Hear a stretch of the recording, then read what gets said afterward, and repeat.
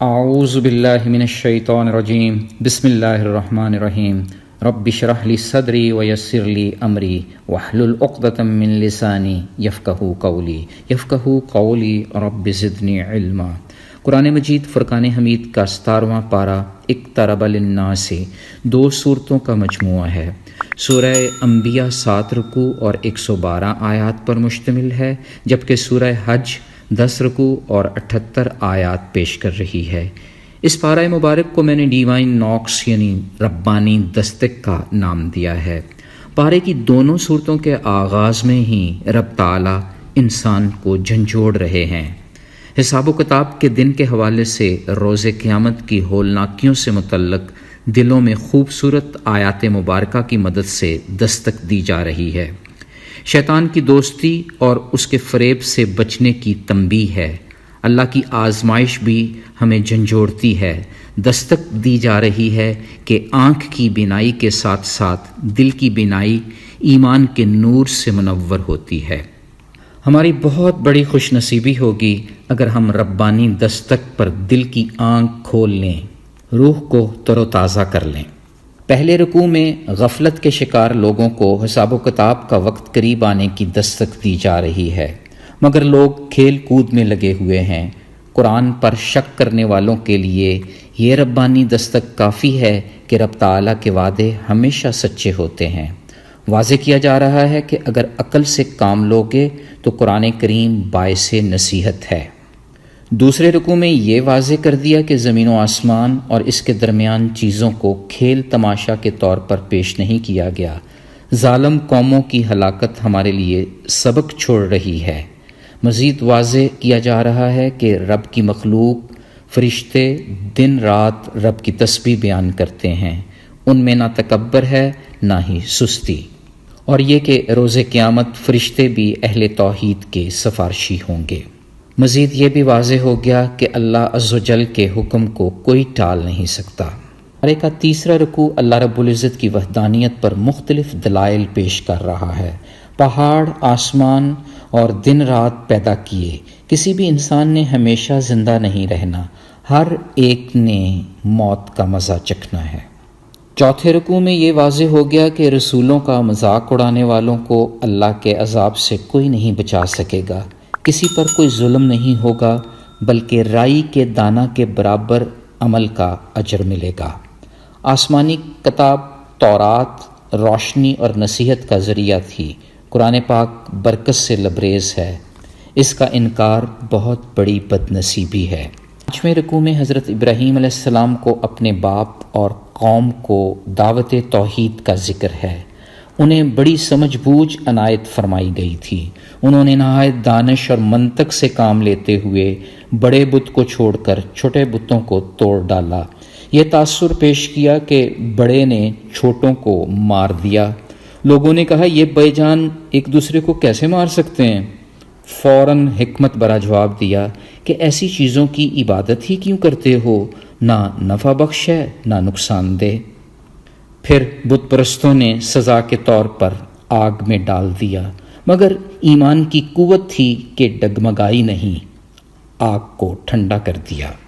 6 رکوع میں حضرت نوح علیہ السلام، حضرت داؤد علیہ السلام، حضرت سلیمان علیہ السلام، حضرت ایوب علیہ السلام، حضرت اسماعیل علیہ السلام، حضرت ادریس علیہ السلام، حضرت یونس علیہ السلام، حضرت زکریا علیہ السلام اور حضرت یحییٰ علیہ السلام کے تذکرے ہیں، جو ہمیں راہ ہدایت کی ربانی دستک دے رہے ہیں، انبیاء اکرام کی دانائی ظاہر کر رہے ہیں۔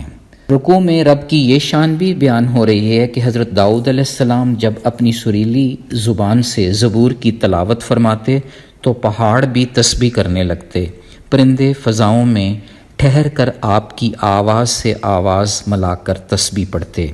سلیمان علیہ السلام کے کنٹرول میں جنات کا ہونا اور 40 روز تک حضرت یونس علیہ السلام کا مچھلی کے پیٹ میں رہنا اسی رکوع کا حصہ ہے۔ آپ نے مچھلی کے پیٹ میں ان الفاظ کے ساتھ دعا مانگی، لا الہ الا انت سبحانک انی کنت من الظالمین۔ اے اللہ، آپ کے سوا کوئی معبود نہیں، آپ ہر عیب سے پاک ہیں، بے شک میں ہی ظلم کرنے والوں میں سے ہوں۔ اللہ تعالیٰ نے آپ کی دعا قبول فرمائی اور مچھلی کو حکم دیا کہ انہیں سمندر کے کنارہ پر اگل دے۔ پھر 7واں رکوع مومن کے ہر عمل کے لکھے جانے کی نشاندہی کر رہا ہے۔ واضح ہو رہا ہے کہ روز قیامت لوگوں کی آنکھیں پتھرا جائیں گی، آسمان لپیٹ دیا جائے گا، جنتی جہنم سے محفوظ رہیں گے۔ مزید واضح ہو گیا کہ زمین کے وارث نیک لوگ ہی ہوتے ہیں۔ اس رکوع میں ایک اور خوشخبری بھی سامنے آ گئی کہ رسول اللہ صلی اللہ علیہ وآلہ وسلم کو رحمت للعالمین بنا کر بھیجا گیا۔ حدیث پاک ہے، رسول اللہ صلی اللہ علیہ وآلہ وسلم نے فرمایا، میں مجسم رحمت بن کر آیا ہوں جو اللہ تعالیٰ کی طرف سے دنیا والوں کے لیے ایک ہدیہ ہے۔ اس تناظر میں حقیقی رحمت توحید کو اپنا لینے اور شرک سے بچنے میں ہے۔ اللہ تعالیٰ ظاہر اور پوشیدہ ہر عمل کو جانتے ہیں۔ سورہ انبیاء کے آخر میں حضور پاک صلی اللہ علیہ وآلہ وسلم دعا فرماتے ہیں کہ اے میرے رب، میرے اور میری قوم کے درمیان انصاف کا فیصلہ کر دیجیے۔ ہمارا رب بڑا مہربان ہے، وہی ہمارا پروردگار ہے، یعنی تمام امور میں دعا اسی رب سے مانگنی چاہیے۔ پارے کا 8واں رکوع اور سورہ حج کا پہلا رکوع قیامت کی ہولناکی کا منظر پیش کر رہا ہے تاکہ ہم رب تعالیٰ سے ڈرتے رہیں۔ معلوم ہوا کہ علم کے بغیر اللہ کے بارے میں باتیں بنانا شیطان کی پیروی ہے، اور یہ کہ شیطان کی دوستی گمراہی کی طرف لے جاتی ہے۔ اس رکوع میں موت کے بعد دوبارہ زندہ ہونے پر مدلل سائنسی بیان بھی آ گیا۔ مسند احمد کی حدیث ہے، ایک صحابی نے آپ صلی اللہ علیہ وآلہ وسلم سے پوچھا کہ اللہ تعالیٰ انسانوں کو دوبارہ کس طرح پیدا فرمائیں گے؟ مخلوقات میں سے اس کی کوئی مثال فرمائیے۔ آپ صلی اللہ علیہ وآلہ وسلم نے فرمایا، کیا تمہارا گزر کسی ایسی وادی سے ہوا ہے جو خشک اور بنجر ہو، پھر تم نے اسے دوبارہ لہلہاتا ہوا دیکھا ہو؟ اس نے کہا جی ہاں۔ آپ صلی اللہ علیہ وآلہ وسلم نے فرمایا، بس اسی طرح انسانوں کا دوبارہ زندہ ہونا ہے۔ پھر اس رکوع میں ان جاہل لوگوں کا ذکر بھی ہے جو بغیر دلیل کے اپنے سرداروں کی بات مانتے ہیں، اندھی تقلید کے مرتکب ہوتے ہیں۔ 9ویں رکوع میں مومنین کے لیے بہترین بدلہ کی نوید ہے۔ واضح ہو گیا کہ سورج، چاند، ستارے، پہاڑ، درخت، جانور اور بہت سے انسان اللہ کے حضور سجدہ ریز ہوتے ہیں۔ 10ویں رکوع میں واضح کر دیا گیا کہ نیک اعمال کرنے والوں کو جنت میں ریشم کے لباس، سونے کے کنگن اور موتیوں کے زیور پہنائے جائیں گے۔ 11ویں رکوع میں حج کا حکم ہے جس میں دینی اور دنیاوی دونوں فوائد ہیں۔ اس موقع پر کی گئی قربانی اور اس کی فقیروں، مسکینوں اور بھوکھوں میں تقسیم گناہ جھاڑنے کے ساتھ ساتھ رزق میں برکت کا باعث بنتی ہے۔ 12ویں رکوع میں واضح ہو گیا کہ اونٹ اللہ تعالیٰ کی نشانیوں میں سے ایک اہم نشانی ہے، اس میں ہمارے لیے بھلائی ہے۔ یہ بھی واضح ہو گیا کہ اللہ تعالیٰ کو ہماری قربانی کا گوشت پہنچتا ہے نہ خون، بلکہ ہمارے دل کی پرہیزگاری پہنچتی ہے۔ اہل ایمان کا دفاع اللہ تعالیٰ خود فرماتے ہیں۔ 13ویں رکوع میں مسلمان حکمرانوں کی ذمہ داری گنوائی جا رہی ہے۔ نماز پڑھنا، زکوٰۃ دینا، نیک کاموں کا حکم اور برے کاموں سے روکنا شامل ہے۔ ایک نہایت اہم نقطہ بھی اس رکوع میں سامنے آ گیا کہ آنکھیں ہی اندھی نہیں ہوتیں بلکہ سینوں میں موجود دل بھی اندھے ہو جاتے ہیں۔ 14واں رکوع ہمیں یہ ربانی دستک دے رہا ہے کہ شیطان ہمیں حق سے روکنے کی کوشش کرتا ہے، لیکن شیطان کی رکاوٹیں اللہ ہی دور فرماتا ہے۔ یہ بھی علم میں آ گیا کہ حق کا علم رب کی طرف سے ہی ہے تاکہ لوگوں کے دل قرآن کی طرف جھک جائیں۔ اللہ یقیناً ایمان والوں کی سیدھی راہ کی طرف رہنمائی فرماتا ہے۔ 15واں رکوع ہجرت کی فضیلت پر ہے جس کی وجہ سے بہترین رزق فراہم کیا جاتا ہے۔ یہ بھی واضح کیا جا رہا ہے کہ بدلہ لینے میں زیادتی کرنا جائز نہیں۔ 16ویں رکوع میں لوگوں کو اللہ کی قدرت کی جانب دستک دی جا رہی ہے۔